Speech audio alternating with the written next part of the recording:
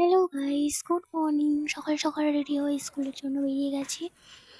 গিয়ে ওখানে দাঁড়িয়েছিলাম অটোর জন্য। অটো তো আসেনি, তারপরে কিছুক্ষণ পর অটো চলে এলো। তারপরে অটো এসে আমরা স্কুলে চলে গেলাম। স্কুলে যাওয়ার পর এক্সাম শেষ হওয়ার পর আমরা বেরিয়ে গেছি স্কুল দিয়ে। তারপর আমি একে জিজ্ঞাসা করছি এক্সাম কেমন হয়েছে, বৃষ্টিকে জিজ্ঞাসা করলাম, ফ্রেন্ডকে জিজ্ঞাসা করলাম এক্সাম কেমন হয়েছে। ওরা কিছু বলছিল না, ওরা লজ্জা পেয়ে গেছিলো, মুখ দেখাচ্ছিল না।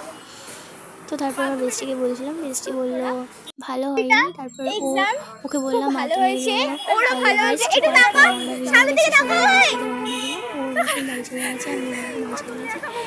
আজকে দিনটা এইভাবেই কাটলো। তারপর দেখতে পাচ্ছ বাবা চলে এসেছে আমাকে নিতে। বাবার সাথে বাড়ি চলে গেলাম। বাড়ি এসছি,